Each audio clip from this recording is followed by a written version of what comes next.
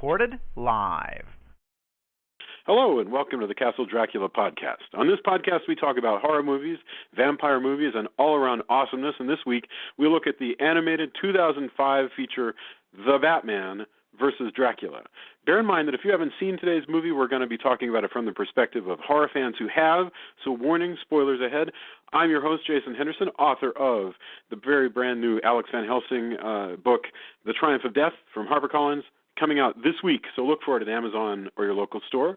With me are Drew Edwards, the creator of the long-running horror webcomic Halloween Man, which you can find at halloweenman.com. Say hello, Drew. Hola. Hola. Tony Salvaggio, creator of Psycom Book 3, which is coming out in print this August from Right Stuff and Tokyopop. And also you can get books 1 and 2 on digital also this August. Say hello, Tony. Howdy. And color commentary from attorney Julia Guzman. Say hello, Julia. Bonsoir. Bonsoir. Okay. I was going to say hola, by the way, but then Drew took mine. Hola. Okay. You know what? I'm looking at my notes here. It says, okay, The Barman versus Dracula. And I was thinking... Barman. The Barman. That's a movie I'd like too. I was like, that would be a pretty good movie. Who's the barman on The Simpsons? The one who has a raspy voice? Yeah. Of all the bars you had to walk into, this one, Dracula. What do you do when you walk into a bar and Dracula's the bartender? You exit immediate. L-Y. Joy's become obsessed with his late 60s video by this. It's a video that I would have sworn was a Schoolhouse Rock video, but it turns out it's an Electric Company one, and it's L-Y. It's teaching about making adverbs. I know exactly what you're talking about. It's like careful, L-Y. Anyway, so at the end, he's like, they go into a room and Dracula's sitting there, something like that room. And it says, that you leave immediately. I know, that one's awesome, by the way. I totally, yes. It taught us all about how to use adverbs. And Julia, for years, had been asking people, what is this Schoolhouse Rock? And the answer was, it's not a Schoolhouse Rock. That's why we weren't able to find it. So that we solved that mystery. But to return to the mystery of The Batman, the article apparently is very important, versus Dracula. Here's what happens in this movie very, very briefly, and I'm going to leave out a lot, and then we'll just get into it. In The Batman versus Dracula, the supervillain Penguin breaks out of Arkham Asylum to hunt for hidden loot in Gotham Cemetery, only to accidentally awaken the one and only Count Dracula. Dracula quickly begins to make vampire slaves of the people of Gotham while the Batman attempts to stop him, even though he comes to see that he and Dracula have a lot in common. And, of course, it ends with Dracula's attempt, his secret plan, and my spoilers, of course, is to bring back Carmilla Karnstein, his one and only true love. So, I had never heard of this movie. First impressions all the way around. Let's do it in the Tony, Drew, and Joya. Tony, first impressions, The Batman. I'll be honest with you, other than the latest movies and a few bits and bobs here and there, I've been really out of touch with Batman and the cartoons and all the stuff that I should be keeping up with but haven't in both Marvel and DC. And so actually when Drew said, we should do Dracula versus Batman, I was kind of really hoping it was a serial, like the original Batman serial, and he versus Dracula. I just didn't know about it. That's what I was really hoping. Oh, that would be so wonderful. And that would be so cool if there were a lost 1940s Batman versus Dracula. I wanted that to be a thing. But I love that cartoon. Like, I had hoped at first, and then they're like, oh, no, it's this, animated movie that came out in 2005. I was like, oh, that's still cool. But in my mind, I still kind of wanted sequels. Yeah. Well, Tony, in my mind, wife, I watched that movie. That's what I saw in my mind, was something with John Carradine as a black and white Dracula against the floppy-eared Batman of the 40s. Go ahead, continue. I'm sorry. My wife thought it was going to be initially. She also thought it was an old B movie. She thought it was going to somehow be Adam West versus Christopher Lee, which would also be very entertaining. Somebody go back in time and make that, because I would. Yeah. I want that thing to happen. Maybe in a few years we will have that technology where you can just fire up like 3D smart acting animated puppets, basically, that can be, I don't know, I think Christopher Lee and Adam West as Batman. And now that's the holodeck you want. It doesn't even have to be a holodeck. It can be 2D, but you're like, hey, magic screen, make me this movie, and it goes. Yes. I think it would be like this. Of course, I mean, I think it'll probably be like Dragon Naturally Speaking at first, where it's kind of like Christopher Lee might be. I don't know what they would do, but I imagine to put together those movies would really. It'd be funny because the computer would probably do bad impressions of some actors. It'd be like, that computer just really can't do Orson Welles. I'm so sick of hearing it's Orson Welles, or it would have certain shorthand because it'd be like, I don't know who Wilford Brimley is, so I'm going to make him sound like Orson Welles. Like, it's a bug. You'd be calling tech support going, all my secondary characters sound like Orson Welles. And there'd be like thousands of people in a call center in India going, I can't help you with that. Right. I don't know anyway, who I Orson Welles is. I like the animated movie. It was pretty cool. But I still, in my heart, wished it was a serial. That's just me there. I don't know how we got lost. Let's see. Tony wished it was a movie from the 40s. Drew, and Drew, your wife is deeply disturbed it wasn't from the 60s. Go ahead. I am, unlike Tony, I'm a big fan of all the stuff Warner Brothers Animation has done with DC Comics superheroes. I particularly enjoyed, of course, the old. At this point, they're not that old, but they're old. Or Batman the Animated Series and Superman the Animated Series. But over the last decade or so, they started releasing these direct-to-DVD movies. Most of them starring Batman and Superman. And this is one of the better ones. It's not great. Some of the dialogue's a little campy. It's some of it. It's also at times not quite clear who the target audience is for this, because at times it's very adult, and then at times it's very juvenile. But the character designs are great. Some of the sequences are great. The Vampire Joker sequence in the blood bank alone is worth watching. Because that thing is beautiful, and it gets some brownie points, because for a cartoon movie, for a PG-13 cartoon, they have some surprisingly scary vampires and a surprisingly cool version of Dracula, in my opinion. So I'm a fan. Well, how come you get to call it a cartoon, Jason, and you don't jump down his throat? Well, I called it a cartoon, and I got snapped at. It is a cartoon. All right? It's an animated film, but it is an animated film, but it's also a cartoon. Yeah. I apologize, Julia, for correcting you. You're right. It's a cartoon, and at times it's more cartoony than others. He's right about the blood bank scene, but we'll get to that. Julia, what are your thoughts about this? Shall you say cartoon. Or what do you want to call it? Cartoon. What do you think? It's a cartoon. It's very entertaining. I did not expect it to be an animated film when we first started talking about it, and then when I found that, I was like, interesting. Okay.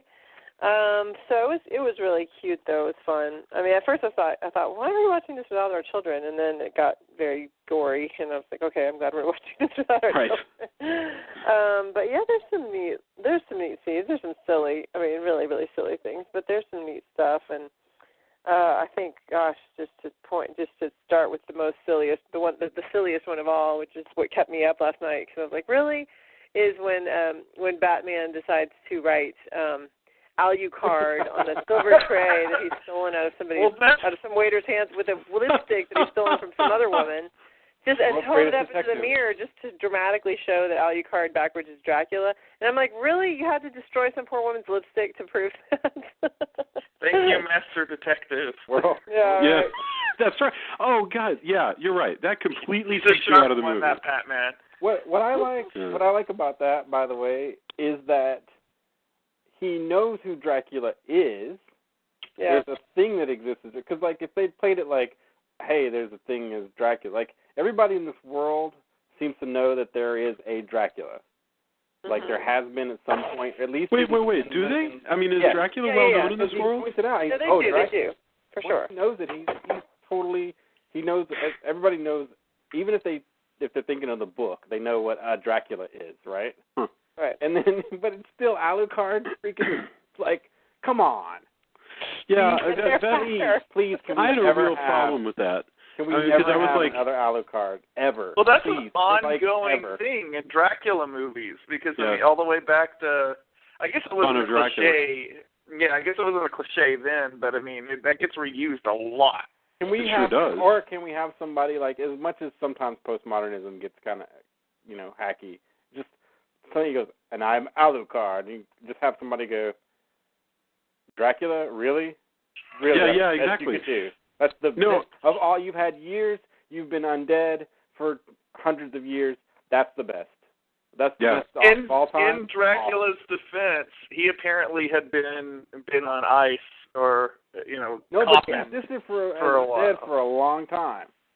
But what I can't figure out. Experience. Why does he speak English, by the way? Why does he speak English if he was buried in Transylvania? No, but yeah, you're right. Well, no, he died in Transylvania. Yeah, I guess they carried him. They carried him to the States, though, huh?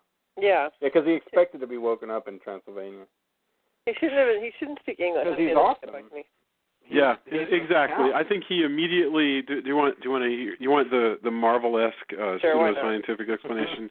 I think he immediately reaches out and catches Penguin's brain vibes and gets language because then he from would speak Penguin's version of English. It's totally different. That would be awesome. Jason, you have not told us what you thought about the movie. Oh yeah, okay. My first impressions. I mean, I did not catch the way that Tony did an awareness in this world that there's a vampire called Dracula. Because to me, everybody acted as though, unless you caught some dialogue I didn't catch, everybody acted as though there has never been a Dracula movie ever. Basically. No, but the opposite of that. I'm sorry to interrupt, but like there's several points where they do, and there's there's dialogue you must have missed. Because I was like, I wrote down my notes. I'm like, wow, I guess they know who a Dracula. They maybe not know the Dracula. Like it's just in a book. Like Alfred talks about Dracula because he's like showing stuff, but so I don't. It's there. Okay, all right, then I'll take your word for it. And try to prove me wrong, but. I'll take your word for it that people know that.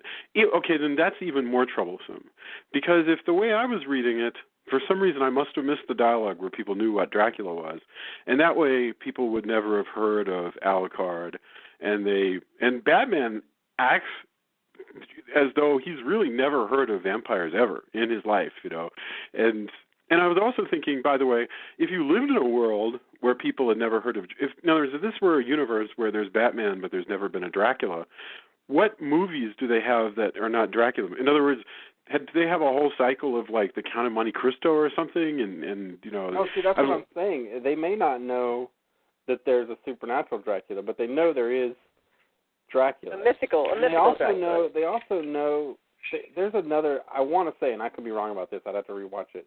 I want to say somebody says something about vampires as well, in a way that they know that there's vampires. Now, well, I think they do know that there's vampire folklore. Yeah, but yeah. There's I think it's like real life. How we know of vampires, but we don't expect any real ones to exist.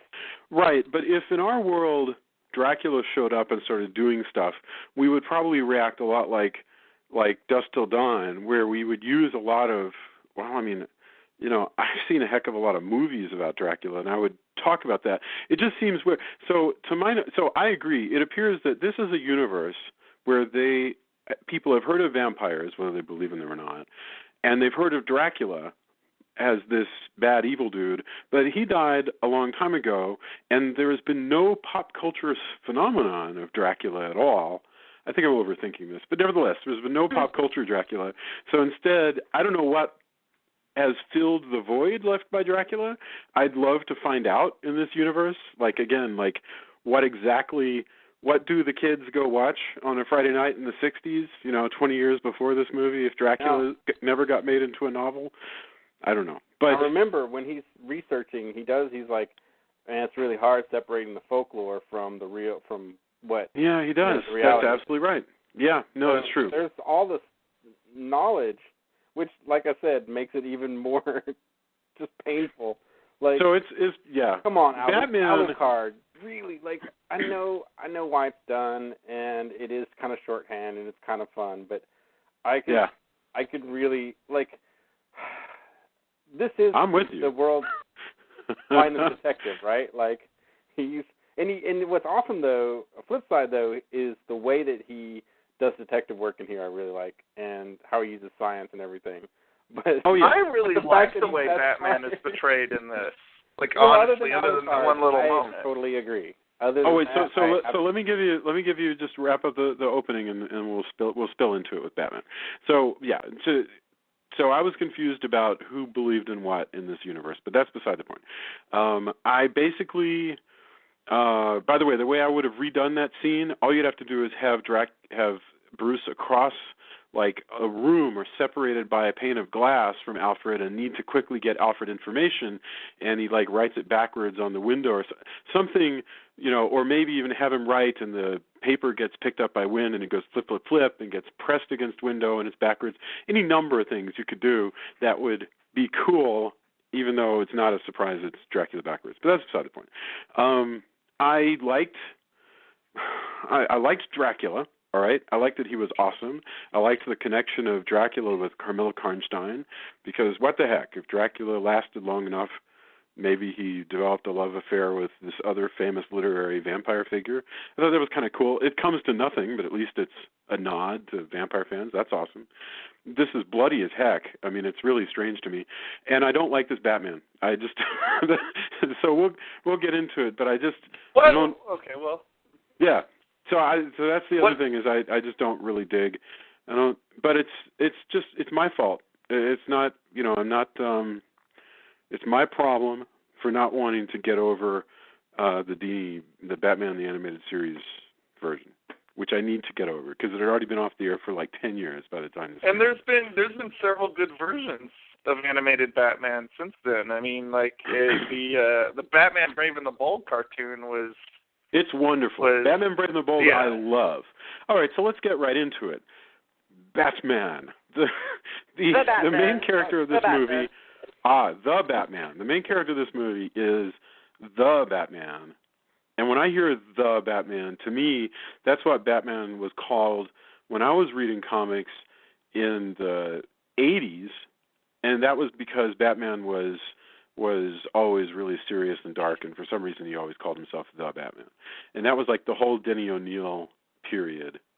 And so I already told you I don't really dig this particular Batman that we see in this animated series, but I shouldn't have started right there. I'm curious, why do you like him, or do you want me to say why I don't like him? I mean, I'm willing to share. Well, we can duel it out on that if you want to. You can start.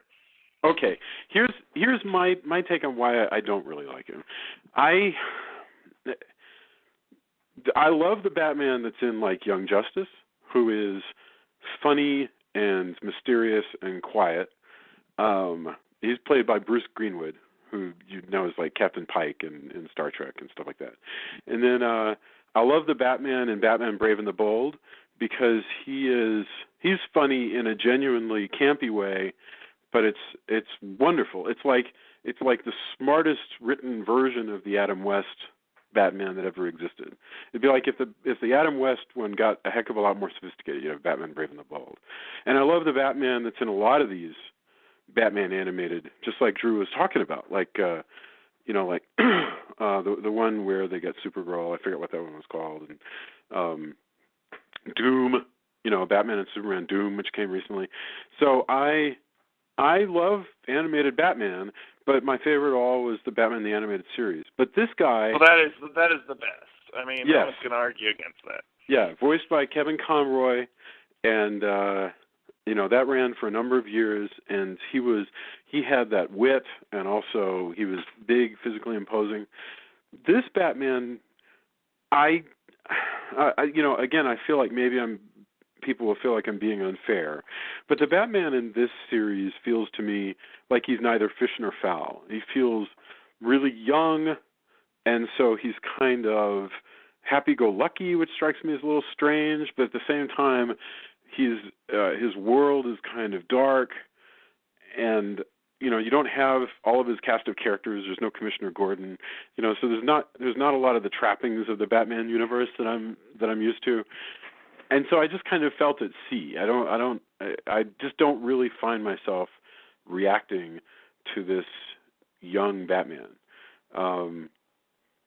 That's kind of all I got out of it. I just didn't really react to him, whereas all the other Batmans for some reason felt more real to me. So go ahead. Okay. If anybody digs him, I want to know, because maybe I'll watch it again and I'll dig it. I do like Batman. Like you're talking about the animated series which spawned this, which I have to qualify.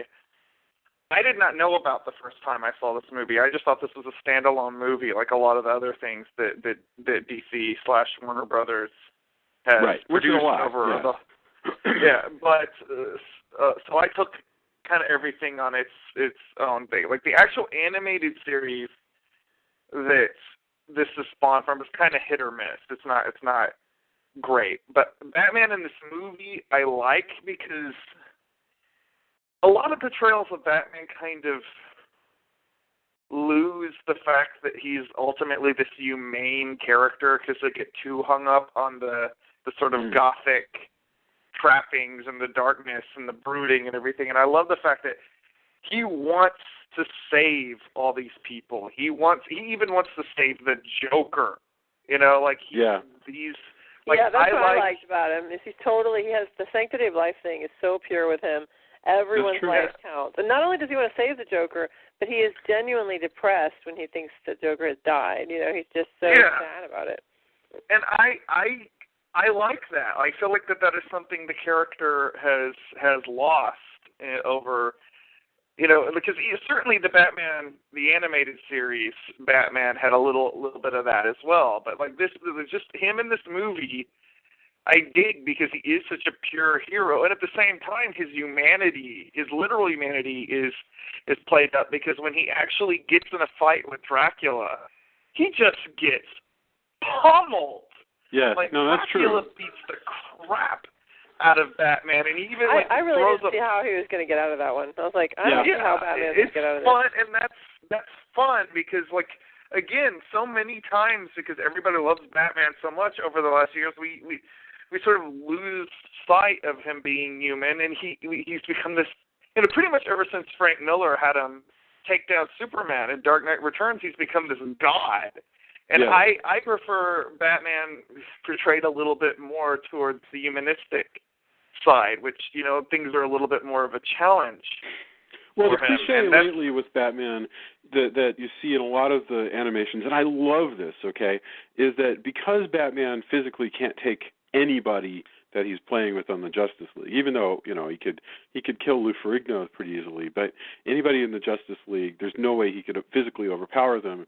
So he's what they call in TV tropes badass normal, basically, because there's no way he could overpower Superman. What he can always do is see what Superman's next 3 or 4 steps will be and maneuver it so that this will happen and that will happen. And in the response, by the way, Wonder Woman will do this, and in response, by the way, the United Nations will do that. And Batman has become this almost psychic level manipulator, which I dig. And that's really great. And that's, by the way, that's fun, but it's a little played out. It was nice to see him actually working against an opponent that is physically smarter than him. Smarter than him, physically stronger than him, has all these supernatural powers, and he has to work. So at that last moment where he literally pummels Dracula into dust, and he has his action hero moment. Every time I see that, and I've seen this movie 5 times now, every time I see that, it's my little inner 10-year-old's like, get up, Batman. Go Batman. It is earned. That's true, because Dracula beats the crap out of Batman. What I liked about I actually don't think though that Batman seems human in this movie, because the things that do happen to him, and by the way to Joker, should have killed them. I mean, they really should be dead. So I feel like Joker's this always is kind of cartoony. portrayed as slightly non-human, though. Like that's kind of key. Go ahead, Tony. I'm sorry, you were trying to say something. Good. No. Yeah, I mean, Drew's right. Like he keeps coming back, and we're not exactly always sure why. But actually, yeah, I didn't like this version of the Joker that much. But as far as like talking about Batman, what I liked that he did lots of detective work. Yes. He goes back. I always like it when they go back to that. Yeah, totally. That's the right. Like I know he's trained in martial arts, and I know we know all of that. But being the Dark Knight detective, that's freaking cool. Well, he's also apparently a molecular biologist, which I mean, that's part of but in the same way that Sherlock Holmes is. Yeah, whatever. Precisely. That's the whole I agree about that. No, he's not. No. He's not just like Sherlock Holmes. He's actually creating an antidote to the vampire virus. I mean, that's a whole different. That's my molecular biology. I know that I just said I don't like this Batman, but I can live with that, Jay. I totally can, because honestly, that's in keeping with the tradition pretty well. That Batman can do some crazy stuff in his lab. He would do all that all the time. Like that's yes.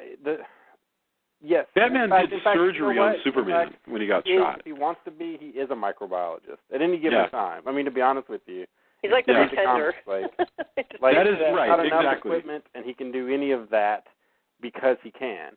That is Batman's superpower. Like Sherlock Holmes is creating crazy camouflage and reducing poisons. It's the Victorian era version of that. So I don't, especially Sherlock Holmes in the movies. Let's say not so much. Well, certainly in the Sherlock Holmes that we have in both the Robert Downey Jr. movies and the BBC TV series is mentally superior to any normal human being. Right, and so I thought that those bits were cool. I think it was really funny that I don't know how many noticed the gag, but he comes in, I want to say it's after he's been beaten up, but I can't remember exactly. But he comes in and he's talking to Alfred, and he's like, blah, blah, blah, blah, blah, blah, blah, blah. And then Alfred says, Mr. Wayne, Master Wayne, he switches into Bruce Wayne voice. Like he was Batman up until the point where he's like, oh yeah, that's right, now I'm Bruce Wayne, I'm going to talk to Alfred. And there's a moment, by the way, in the new movie, spoiler, but where Batman talks to himself in that voice, and for a moment I was like, why do you talk to yourself in that voice? Like, are you truly insane that when you're alone? I want to break character. I haven't seen it yet, by the way. I'm supposed to go. Yeah, me neither. I haven't seen it yet either. But, okay, well, I haven't spoiled anything major, and I'm pretty sure I already know everything about it, but that's another discussion for another time. So I agree with you that this movie has stuff about Batman that even the Nolan pictures doesn't, which is that in the Nolan pictures, Batman is resilient and heroic and always comes back and suffers, but he is not a detective. Whereas in the Denny O'Neil comics that I think captured everybody's imagination, Batman first and foremost is a guy with a microscope trying to figure out who the heck is plaguing Gotham, and I love that. That to me is a classic Batman. I like the design of Batman in this because I'm one of the few people that misses the yellow oval. I do like the yellow oval. Yeah, that is. Yes. I didn't like his cowl that much. I mean, this is super nitpicky. But I don't like this is where I'll get the nerd out. No, exactly. I'm going to keep saying I like things. You're going to ask me, like, why then don't you like this Batman if you like I didn't like the cowl. I absolutely don't like the cowl. But I like the rest of it. It's like it's such a weird amalgamation. His car is a weird amalgamation. Like, it was, I don't know. I'm torn on that. Like, there's so many. I really dislike the Joker design. The weird kind of Rasta Joker design. Weird. The Joker design. I used to hate it, and it's grown on me quite a bit. I wish the voice actor that they hired to do it had done more of his own thing, because he sounds all for the world like he's doing the Mark Hamill Joker, which is great because that's actually my favorite Joker. But I mean, he is awesome. it's a different interpretation. He should try and do his own voice. Right. Yeah, I didn't understand this. I mean, I basically, the problem is, I don't think I ever gave this Joker time because I rejected his design from the very beginning. But the Joker stuff in this is actually probably the best stuff in the movie. I mean, I like the concept of the Joker as a vampire. That's true. But I mean, the Joker in general, the weird barefoot, spats-wearing, barefoot, purple-suited Rasta, right, with the green dreadlocks. I just don't, I kind of get that he's sort of a crazy anime character. He's like something that you would see in, the whole thing is very anime influenced. In a sense, except for that Batman himself doesn't seem that anime to me. But he does have awfully big eyes for Batman. Well, yeah, but that's his cowl, and when he's got his cowl back, he's this sort of 20-something guy with a sense of humor. And again, it's not fair of me to say this is not the interpretation that I prefer, because the fact is you have to be allowed to do different interpretations of different Batmans. But he has none of the wry wit that I associate with Batman. He's very earnest, and I guess that's okay. I mean, I guess you could totally dig that. But even Batman Brave and the Bold, Batman is the king of the one-liners, and not like Arnold Schwarzenegger one-liners, but like just sort of the sort of funny one-liners that Frank Miller kind of sold back in the day. Okay. No. It's cool. Now, one thing I like, and this you were saying earlier, we were talking about Batman. You were saying it'd be kind of cool to see Batman get relaunched with a new version after the Nolan pictures are over. Whether there's another Nolan picture or not, and there probably won't be, but there could be. But eventually, those movies will be over. I would really like to see physically a Batman kind of like this one.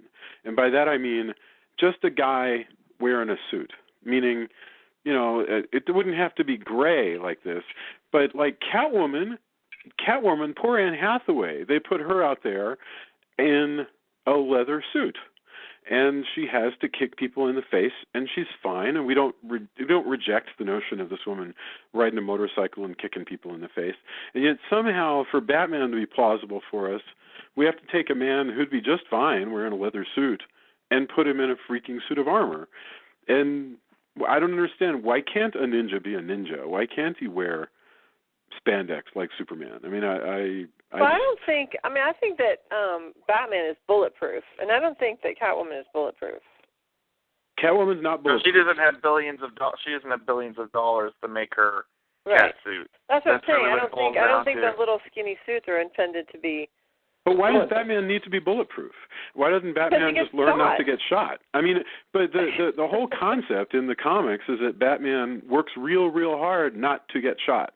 That is his thing. He got shot a bunch of times in this thing. That's true, because he... Oh, and by the way, can I just interject real quick to say, what the hell is wrong with the Gotham police that as soon as the guy is a suspect, all of a sudden it's like shoot first, ask questions later, and they're like hundreds of cops shooting at Batman without even asking him to surrender or anything. I think they were trying to riff on, the same way the Nolan movies try to riff on, the Frank Miller Batman, where you have Batman versus the police, which was the thing that he kept revisiting, and it worked for me. It worked for me. There's no Commissioner Gordon, as far as we can tell. There's nobody on the police force that's and I didn't really watch a lot of this series because I didn't need Commissioner for this particular story. I think if we were to have like Commissioner Gordon and Robin and Lord knows what else, like stock character that could have thrown in there, I think it would have gotten away. Like this had, Batman, Alfred, Penguin, and Joker, which is like enough of sort of the Batman regular cast that I was good to go. Yeah, this is the only Vicky Vale ever. She wasn't even in the TV series. Did you know this? Yes. Hate the fact that Batman may take their job. Yeah, get that's true. Out the way. You're making us look bad. You're catching all the villains. We never catch anyone. Right. Batman is making the cops of Gotham obsolete. They need Batman to catch the villains. Yeah, if you lived in Gotham, yeah. So, no, go ahead. What did I have to know, because this has been on my mind from the get-go since I first started talking about doing this movie. Jason, what did you think about the vampires in this movie, and particularly Dracula? Oh, okay. Dracula, I loved the way he moved. I really liked. I liked his blood powers. I liked him rebuilding from the blood, a la Dracula, Prince of Darkness, and that's really cool. I mean, they did this with a great deal of fondness for classic Dracula, and the way that Dracula moves. Batman's doing his whole thing, which isn't quite ninja in here. In this one, he's kind of a kickboxing Batman. And then you've got Dracula, who does this crazy thing. You just see how his cape sort of flows out all around him, and he just sort of glides back and forth really rapidly whenever Batman hits him. His cape has like fingers to it, so it kind of can take different shapes. And then he just turns like horizontal and like slides up a wall. I mean, he was cool. That was neat. I did really dig that. I thought that the voice work for Dracula was, forgettable. I mean, I didn't think there was anything particularly special about the guy who. And who did you tell me the guy was? He's the guy from what? The guy is the head nihilist from The Big Lebowski. That's right. He's the big dangerous Swede in. Well, and you said he's the killer in Fargo. He's also the Russian cosmonaut in Armageddon, that guy. And he's good and all, but I just didn't... I thought the job he does as Dracula could have been done by almost anybody. There's... and maybe that's a fault of the script, is that Dracula, in the stuff he says, is never quite as interesting as the way he moves. However, there are a couple scenes that are really good. Like...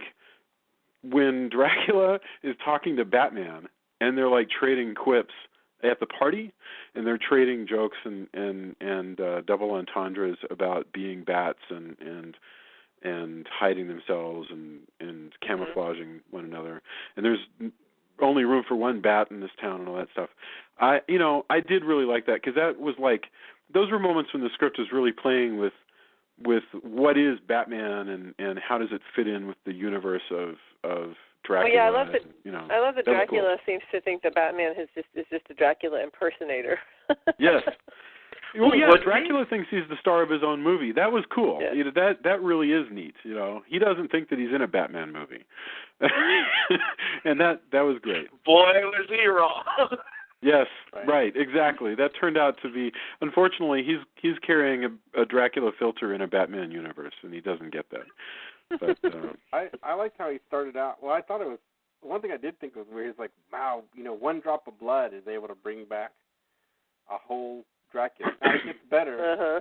I like that he kind of starts off as kind of like a weird Darkstalkers character. That's right. No, that's right. Yeah, he comes back. No, go ahead. I'm sorry. Yeah, he looks kind of like heavy metal Nosferatu. Yeah, and then he reminded me of Reggie Nalder, from. It wasn't really till he chows down on Joker that we get the full popped collar Dracula. I also like that from here, for whatever reason, we've decided two things. Since pop culture is the way it is, all castles now look like a castle from Castlevania. All Dracula castles, that's the one. And I don't mind because I love Castlevania, but I think it's pretty funny that that's the one we picked. Like Van Helsing had it. Everything is Castlevania Castle now, which is awesome. But I think it's funny that and Jason, maybe you could explain more about why you think this is. But there shall be long-haired vampires with white hair, a la Legacy of Kain. And I'm convinced Legacy of Kain isn't the first one to do that, but now that seems to be like, if you're going to have a vampire, I mean... Well, he doesn't have long. He doesn't really have long hair in this. He has some our Dracula some bitch in mutton chop. Of his henchmen do. Yeah, that's true. Dracula in Batman Dracula here, he has black hair. But yeah, there are some long-haired vampires, and in fact, when people get vampirized, their hair turns this kind of either white or gray. Right. And well, Joker, even it looks cool, but it makes no sense. Joker's clothes even become kind of off. Yeah. I love that. I honestly, Tony, believe that it is an adoption of the Japanese symbology. I think, and Chinese. The bride with white hair kind of look. Just that white hair as dead, white hair as evil. We've decided that. I mean, in this one, Dracula, of course, isn't. But I mean, the guy. I mean, the Dracula that I did in Sort of Dracula is the same way. He's got that long white hair. Which, it's cool looking. It's just I thought it was kind of amusing that, like I said, like 2/3 of his henchmen. Yes. The Legacy of Kain / Sort of Dracula / Hellboy 2 movie. No, that's where we are now. I mean, you're right. You're right. Pop culture-wise, castles look like this, vampires look like that. And I think this was fairly heavily influenced by, obviously these guys had watched their Hammer horror and their Universal Draculas, and I even saw there was a couple of things that reminded me of the Coppola Dracula. So they'd obviously seen a lot of it. There was a lot of stuff that made me think about Blade. Particularly that last sequence in the cemetery, under the cemetery. Right. Yes. By no. The way, go ahead. I'm sorry. Thing, and this is totally for me, but there's the redheaded thug who gets turned kind of early, in conjunction, I think, with the girl who's oh God, that guy! I so wanted that guy to get to something happen to him. You know what I think though? What I saw, I don't know if you guys have ever seen it, but Nelvana Animation Studios put out a movie called Cosmic Christmas. And the called bad what? guy, Cosmic Christmas. Okay. And I think the bad guy, now I'm trying to remember. I think it was the bad guy, had orange hair and acted kind of like snobby like that. And I wanted to say, hey, look, it's the guy from Cosmic Christmas all grown up. I don't know why, but that's what I thought automatically when I saw this guy. I'm like, hey, look, he grew up to it reminded me of.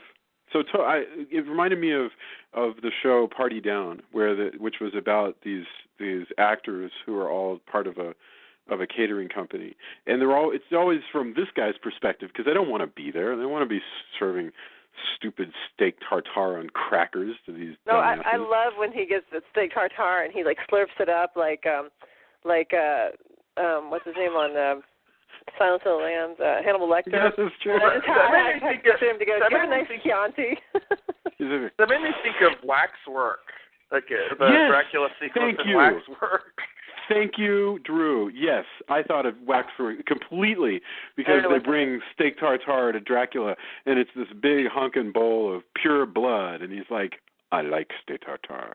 What is wax? What are you talking about? It's a cheesy 80s horror film that pays homage to a lot of older horror films. It's a lot of. We'll probably get around to it at some point. There was a period, Drew, where I was unemployed and this other writer I know, Adam Fosco, was unemployed, and so we spent weeks. This is how we would pass our afternoons, is watching cheesy movies. And I think we saw Waxwork. We saw a lot of because at the time I would, for some reason, get a lot of DVDs to review, but they were terrible. I own Waxwork. I'm not knocking it. I feel bad. I think I sold that, for rent money. I actually come to think of it now.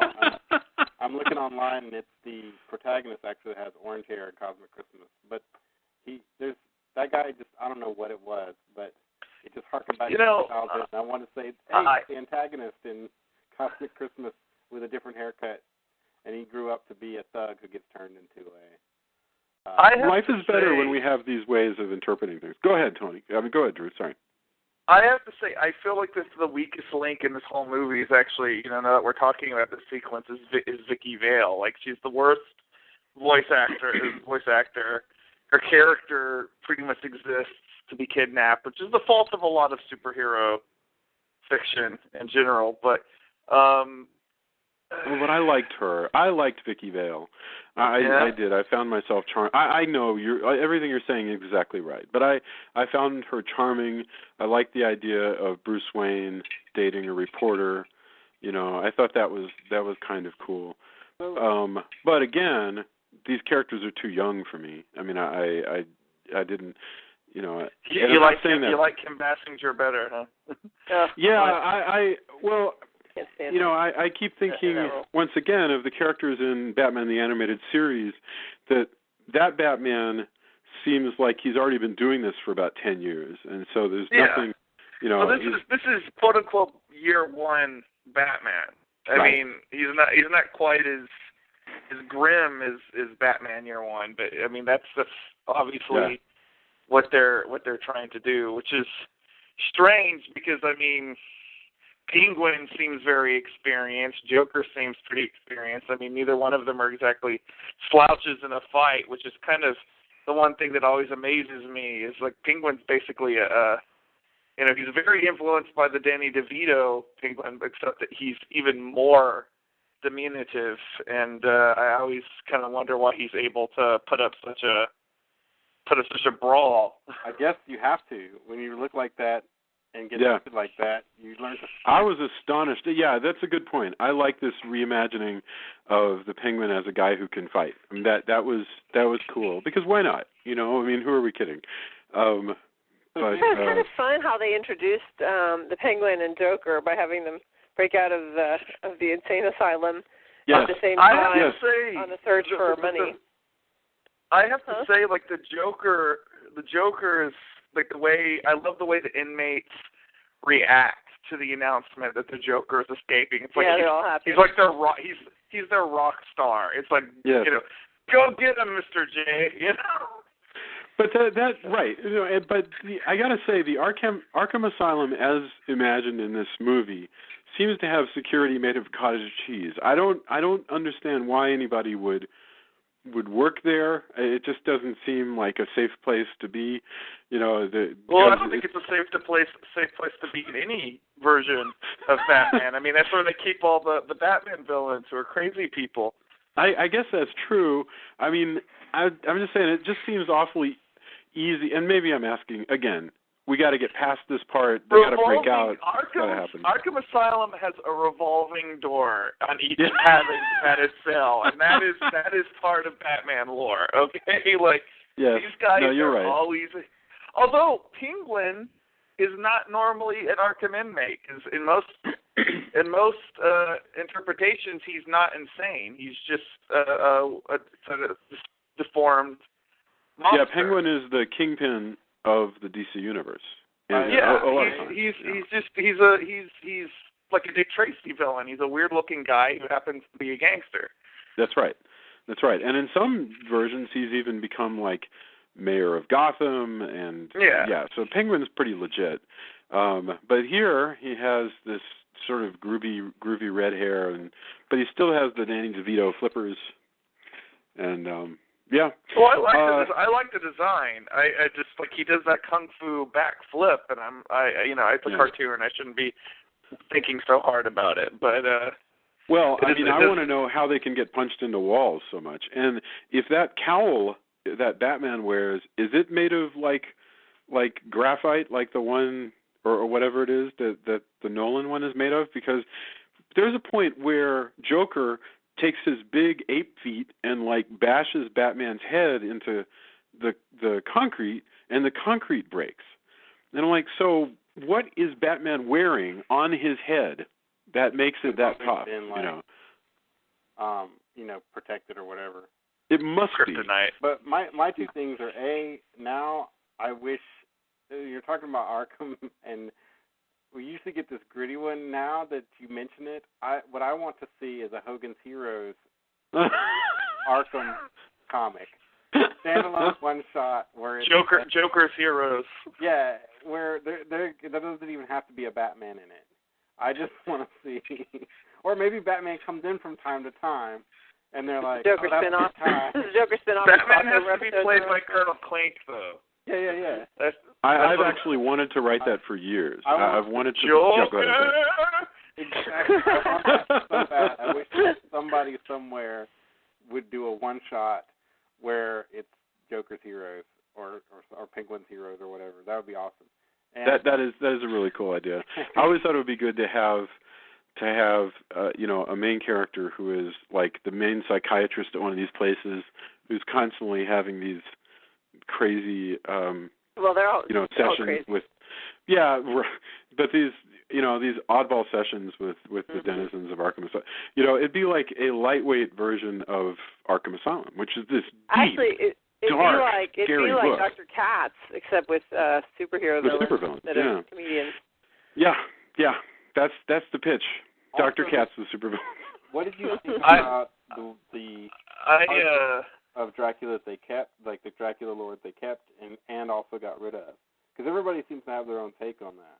I'm curious, Jason, what you thought. Because like to get rid of it being crosses, but to keep garlic. The vampires turn really quickly. Well, that's worth talking about. They state that they don't like crosses. It's just not utilized very much, and I'm sure that's to keep everything. Something to the effect of like, I guess crosses don't work. Maybe I misunderstood it. I don't remember the line about vampires don't like crosses, and I mean they have crosses all over that crypt where they're keeping Dracula in prison. Yeah, but I thought, man, maybe I must. Yeah, this is where I missed. I didn't get the sense of that. Batman says something about crosses, and I could have sworn he was like, I guess. He says I don't think. What he says is I don't think he's going to come up through that cemetery if vampires don't like crosses. Right. And then it turns out that if he goes through the catacombs, that's why he doesn't have to deal with the crosses. And he says that too. Yeah. It's like, that's how he got around the crosses because he's got this catacomb. Sorry, that was my. But to answer your question, in this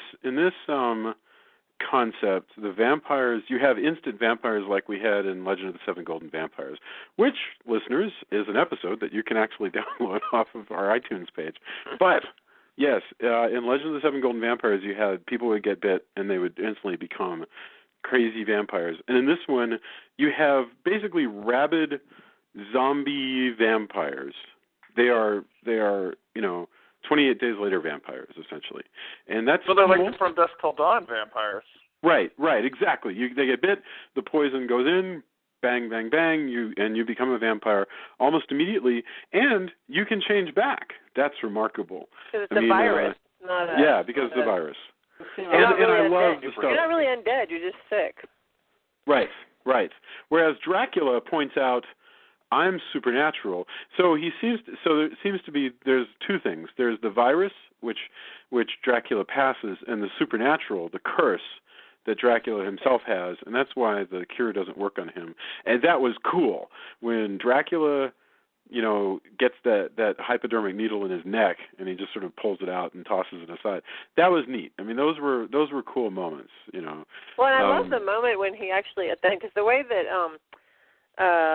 Batman finally defeats him is that Bruce Wayne has developed this awesome technology that captures sunlight and somehow magically uses sunlight in ways that we don't use sunlight yet.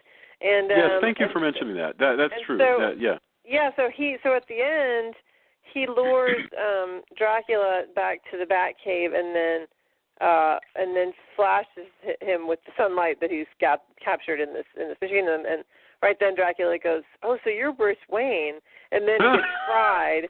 But as he's getting fried, he's like kind of trying to shrink away from the sunlight and it's really cool. I love how they use lighting in this program, given that lighting is artificial in an animated world. But it looks really slick. He's like sliding back as the. Don't they do that in this movie? That was earlier in this movie, right? Where no. He's in the daytime. That was when the actual sun was rising, and I was like, man, that sun sure rises fast because he's like sliding back to the shade of the into the building as the sun is rising. But yeah, you're right. That's different. But at this point, he just gets fried and he doesn't get to move into anything because there's all the sunlight on him. Although I did have to think whenever he was applying, when he was using sunlight to make the cure. This is 4 years before Daybreakers, which use sunlight. Which I still have not seen. We may very well need to. Daybreakers is a lot of fun, but it's not going to change your life. But I liked it a lot. Although we may save it if we're going to do it. But I was sidetracked in Daybreakers by I wanted I actually didn't care as much about the characters and wanted to know more about the world and Daybreakers. Yeah. That's what I really. Yeah, the world building is way more interesting than the characters themselves. But that's a whole other episode right there. Yeah, Jason, you should totally see it. It's well worth your time. I think it's still on Netflix, but I haven't checked recently. I may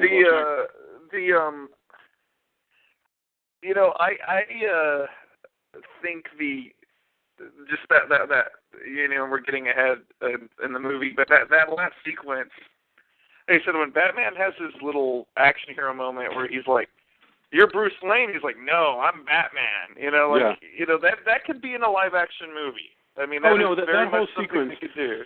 There are a couple sequences that are really great, and in fact, I think this is the last thing that we should talk about, because we're definitely getting up to the end of the hour. But that sequence and the blood bank sequence are feature-capable scenes, and maybe more because it's hard to envision that crazy blood bank set. There's another scene when Batman, when there's the lighting, it's just like flash, like you can't tell who you're seeing. It's not the blood bank. It's yet another shot, another time. Oh yeah, when they're moving around the catacombs. Batman and Dracula. He's chasing Batman around, huh?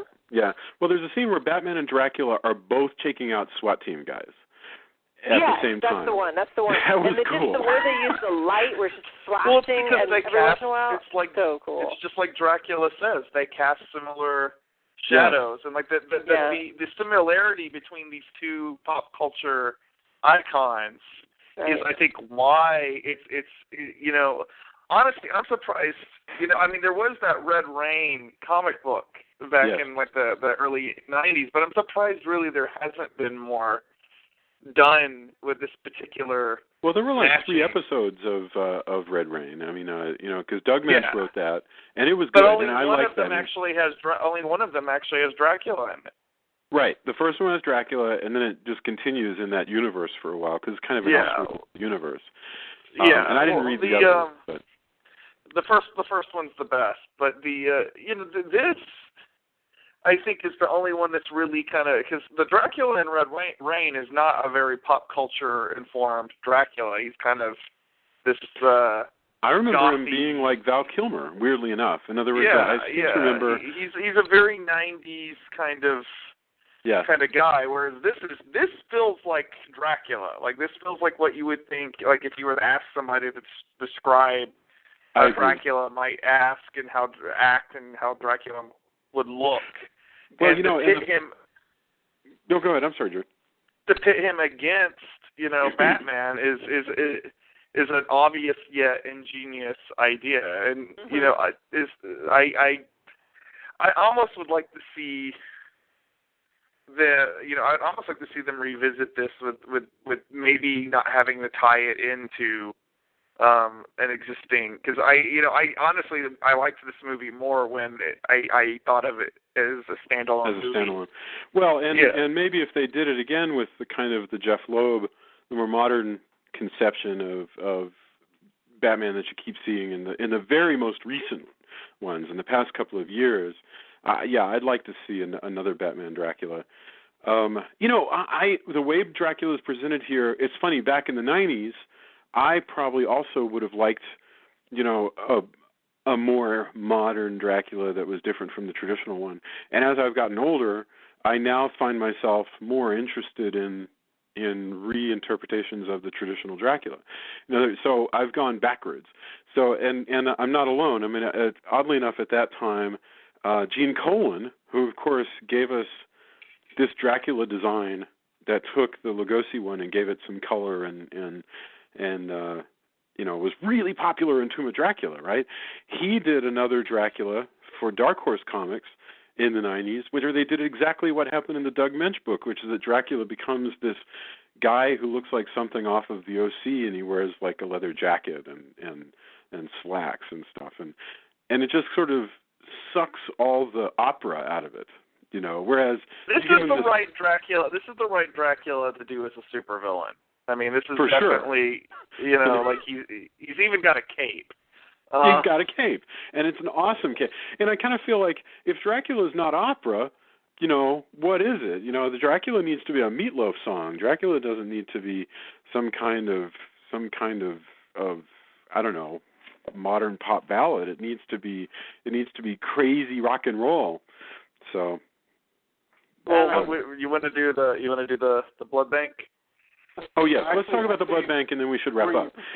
Before we go to that, because we could talk forever about Dracula. I did meet a girl one time while I was taking a bus across the country who was absolutely convinced that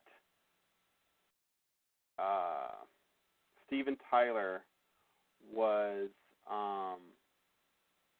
one of Anne Rice's vampires. that Aerosmith Steven Tyler was a vampire? Yes. Wow. He was, well, you know. Actually, he was Lestat. Wow. He was, and she told me her whole theory why this was true. That's such a great fanboy concept. That's wonderful. Okay. You know, the ideal that, think of it, Tony. There could be somebody coming to your shows who decides, you know what, I think that Tony is a vampire. Here's why. Yeah, that would be true, though. But that would be so cool, Dracula. you know, to have somebody who was such a big fan that they obsessed over you and thought about maybe how you had supernatural powers.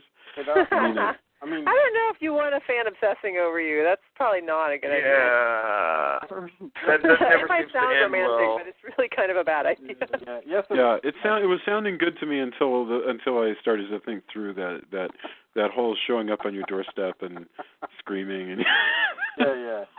Exactly, but I thought it was such an oddball. It's one of those things that in amongst the weirdness of traveling across country on a Greyhound, that one of my stops is, yes, let me tell you about my theory about why Steven Tyler is Lestat. You do meet some very interesting people on long bus trips. Okay, so blood bank. The blood bank. Drew, why don't you give us the report on this, and so.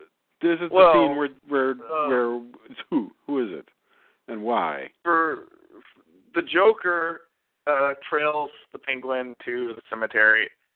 They're both looking for the same buried treasure. The Penguin is now basically the Renfield of this particular Dracula. He lures Joker, knowing that he cannot best Joker in a fight. He lures Joker down into the cave in which he tricks Joker into opening Dracula's coffin, and Dracula snacks on him, turning the Joker into a vampire, which is wonderful. I mean, we get this bizarre, for people, although if you are in any way terrified of clowns, don't watch this movie. We get this weird sort of albinoed version of the Joker who, of course, still functions as the Joker, and he's going to knock off a blood bank. And Batman hears that a blood bank is being broken into.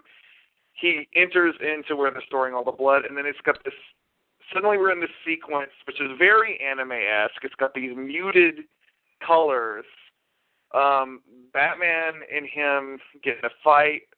Blood gets knocked around, so we have blood, which looks like this black tar almost, oozing down from the ceiling. Joker keeps uncorking things and lacking it up of the floor. And there's also this great moment where the Joker realizes he has superhuman strength and just gets this wonderful look on his face. And this is probably my favorite moment in the movie, actually, because it's just a great character bit. It's like, oh, after all these years, now it's payback time. Yes. And this bank, let's just describe, it has, first of all, it has this crazy dome at the top, and it has, I don't think that blood banks actually look like this on the inside. I've given blood a lot, and it basically is an enormous, there are these long, tall stacks, like you have giant bookshelves in some libraries. Well, in this case, they are vials of blood stacked literally like 500 high and, 100 across. And the room itself is like a mile high. It's crazy. Yeah, it's bizarre, and you've got so stack after stack after stack of little vials of apparently glass full of blood, and so consequently, as they're bashing against one another, they're knocking over these enormous vials. This would be crazy. This is like something that they would come up with either in an SNL skit or a really, really crazy movie. There's no way in hell that you could have like a live action picture where there's this much blood. Well, this is why this is where animation excels. Yeah, the first stuff is so creepy, like from the beginning, from the get-go, when he walks in, and that woman's sitting there going, "Are you going to donate blood?" And I'm like, what are you doing working in that place, lady? It's like dark, and there's not even a real light. Like, it seems like there's a fluorescent light that's maybe going out, so it's kind of flickering. Right. And there's like nothing clinical about it at all. And it's like when you go in, it's like I think what it is it's a converted car factory. You know how the car factories, they have they go like there's so many floors of cars, and then there'll be this big machine that kind of takes the cars out and pulls them. I think they converted that because that's how tall the dang thing is with the blood all the way. It's insane. This is a set that has no business existing in reality, but it works great in this. It's just like the Fort Knox and Goldfinger could never exist in real life, but that doesn't matter. It's beautiful. So this is definitely the best sequence in the movie. I mean, even like the sound effects, as they make Joker sound like this feral cat when he's going after Batman. And I'm glad that Batman though doesn't really talk like in the Nolan movies. I'm glad that Batman. Or you don't like Battalica? Right. It's like he would have gone forever in a padded cell. He just doesn't. I never liked that. I wanted to have him and Solid Snake just have a conversation, but about really mundane things. Just like, you gonna eat that? No, go ahead. And I just love the notion that they open the door. It's Corey Feldman with beer. Hello. Yeah. Oh yeah. They could bring back the new Corey Feldman from the new movie. Yes, the new Law School movie. And then of course Clint Eastwood. All these guys are doing Clint Eastwood impressions. Is the bottom line. Yeah. Everybody's been doing a Clint Eastwood impression. We're looking at like the third or fourth generation Clint Eastwood impression. So it's degraded into this weird, like, thing that even Eastwood never really did himself. Well, the awesome is to have all three of them do a commentary on a Clint Eastwood movie. The Clint Eastwood doesn't even really appear. It's just all. I really like this scene because it has practical walls. But they're also like just talking about mundane things, like going to the grocery store. Craft services was very disappointing that day. Yeah. they had muffins, but I was missing the ones with little apricots. And you couldn't tell which one is which.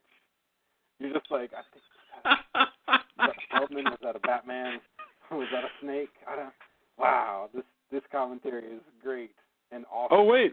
Speaking of Snake, of course you have Snake Plissken, who does the same freaking thing. Get this crap out of me! You put poison in me. This is the commentary that needs to happen on some Clint Eastwood TV. All right, that's enough. I think we've about sapped Batman versus Dracula out of all the commentary that you could possibly derive from it. So, having said all that, let's do our final thoughts of it, and then I want to go around again and get your endorsements. So where do we start?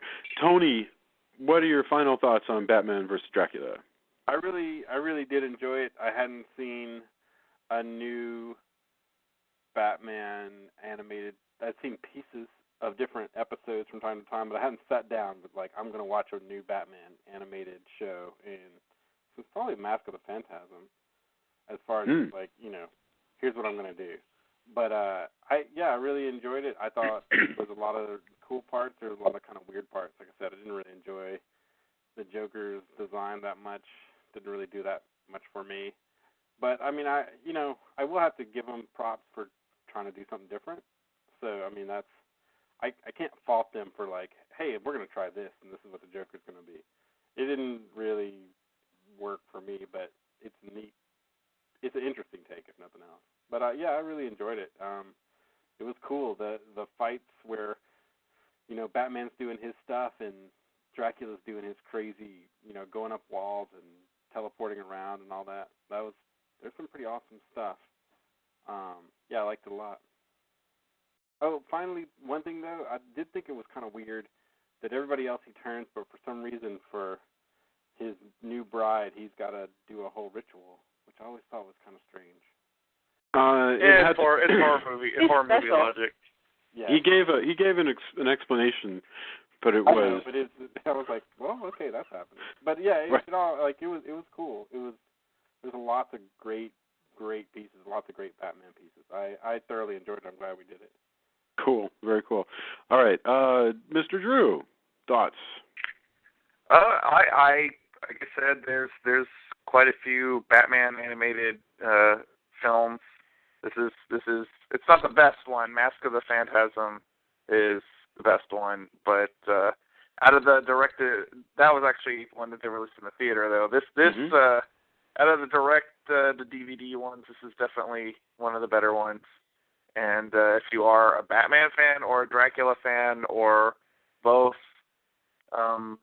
check it out. It's an excellent also.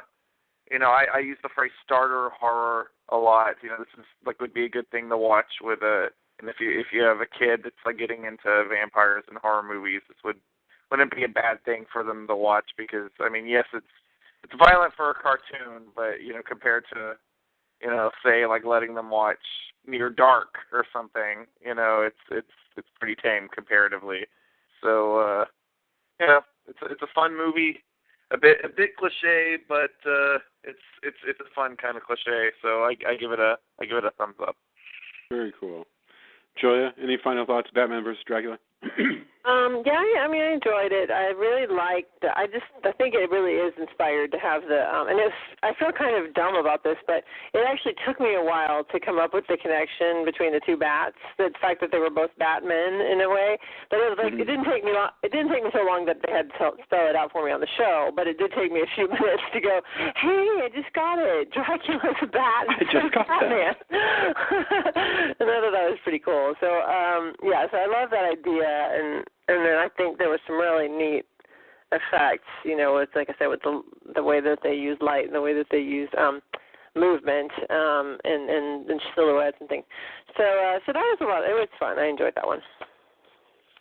For my part, I have a lot of favorite Batmans. I really loved recently Under the Red Hood. I love Batman as he's being used in Young Justice. This is not my favorite Batman, but it's only because I'm prejudiced towards Year One Batman. I really want to get past Young Batman and get to the established Holmesian Batman who says less and reveals less. Yeah, but we've talked about all that stuff. Love the Dracula here. This is a really, you can do a lot worse than this movie. When I reviewed animated stuff for about a year in a regular column, I saw a lot of really bad things. This is a decent, really good movie. So if you're looking for something to pass some time and you're a horror fan, Drew said it right. This is good lightweight horror. Not the best Batman animated picture, but maybe the best animated Dracula I've ever seen. That's a short list. Yeah, that might actually be true. You may be right about that. Yeah, think about like the Marvel Tomb of Dracula from 1975. That's the only one that pops to mind, and it's terrible. We should review that someday. It'll take us 10 minutes. And good God, that is an awful movie. This is good. It holds together. It has a whole plot, so I can complain about different elements of it, There's but ultimately I like it. anime Dracula from, I want to say, 70s, 80s. I can't remember which one. And if there is, let me know and we'll review it, because the anime Dracula I'm thinking of is the one that Marvel lent its name to, and it is anime, but it's horrible. I think you bought it for me for $1, like in a bootleg at a con. Anyway, having said all that, all right, endorsements. What's coming up? I want to do mine really quickly, and then we'll go around. So I love listening to riff tracks. They're the guys who do, a lot of them are, I think they're all guys from the old Mystery Science Theater 3000 show. And riff tracks will take public domain movies and put them out in new DVDs with their commentary. And they're doing a brand new commentary for Manos, the Hands of Fate. And they're going to do a live show on August 16th that you can get tickets for around the country and watch it live in theaters. And this is really cool. I don't have anything to do with this. I just, as a fan, think this is really awesome, and I'm definitely gonna try and go watch it in my local town. So I definitely your local town. Yes, where I live, the local town where I live and where my house is. No, I live in Dallas, guys. Just in case anybody's curious where we are. So my endorsement is Manos: The Hands of Fate. If you enjoyed it on MST3K, they got all new jokes in the one coming up in August, and you'll have to just Google riff tracks Manos. All right, Julia, endorsements? Anything? Well, there's this little book called Alex Van Helsing. What's the other part of it? I bet you don't even remember what the new one is called. We've got Voice of the Undead. We've got no, I'm excited. It's coming out. It's coming out on the 24th. Is that tomorrow? Yes. Holy cow! Oh yeah, Yay. it does. It comes out tomorrow. I forgot about that. That's right. Hey. So yes, cool. yes. It's called The Triumph of Death. Julia was having a hard time placing the title. I wasn't. I was going to say that. Yes, it's Triumph of Death, and I do remember it because you said that was your favorite title of the three. Triumph. Oh wow. Triumph Okay. Death. Yes. So, but it's hard for me because to you don't actually get to pick your own title. I don't know if people are unaware of that, but with the Alex Van Helsing series, I don't pick the titles of those books. I give them a whole bunch of recommendations for what I think the book will be called, and then they pick something else. That's how books get titled. That's true. That's totally, completely true. So there we go. Tony, endorsements? I'm trying to think what was around this week. I'm at a loss right now, which is kind of... Still got Psychon 3 coming up in August. Psychon 3. I don't know the date. I don't even remember the date when it's coming. It's closer to the end. We haven't gotten the solid date yet. But the print on demand will be later in August, and ebooks maybe sooner than that, but I'm not sure. I can't wait. Yeah, and it's all looking really good. I'm pretty psyched to have Psych come out. We found out that, I guess, still in French, Clockworks is going to go the ebook route. Oh, that's good. Hopefully we'll get more info on that. Yeah, Tony is my co-author on, or I'm Tony's co-author, or whatever. We're the Sid Martin and Jerry Lewis, Dean Martin and Jerry Lewis. Who the hell is Sid Martin? Who is Sid Martin? What is that? Dean Martin and Jerry Lewis of French cyberpunk Victorian comics. We have that market cornered. and yes, it's coming out in digital in August. Drew, any endorsements? Mine's a little strange, but we can chalk that up to how wonderful Half Price Books is. I am talking about Swing, the new retro renaissance, which is actually the old retro renaissance at this point, 'cause this book is from 1998. But it's all about the sort of swing revival that was going on in the late 90s. And it's by, appropriately enough, V. Vale, I hope that stands for Vicky, but it doesn't say, and Miriam Wallace. And it's a big book of, interviews with bands and record labels and people who run zines and things like that. And it's a fascinating read, actually, because I don't think people realize that there were bands beyond Big Bad Voodoo Daddy and the Brian Setzer Orchestra. And if you're even remotely into big band music, or they talk a lot about rockabilly as well, because obviously the two music scenes are incredibly incestuous with each other. But it's a wonderful little book, and it's kind of actually at this point a time capsule of a lot of those bands, of a scene, that's more or less died out at this point. I mean, some of those bands, the more successful bands, are still around, like Royal Crown Review is still around, and Lee Presson and the Nails are still around, and Squirrel Nut Zippers are still around, but most of these bands have kind of faded away, or they've mutated into other bands. But it's interesting to see. And actually, quite a few people. I'm gonna pat myself on the back a little bit. Quite a few people I know are name checked in this band in this book. So that was kind of interesting because I had no idea that was going to happen. But if you can dig up a copy or find one on Amazon, I think you would find this to be an entertaining read. What a neat experience that would be to like pick up a history of a music scene and like know the names that pop up in it. That's really, really cool, and I love half price books for that. So, by the way, there's an episode of Daria where Jane like gets all into the retro swing scene, but it's after the scene has just passed, like 6 months later.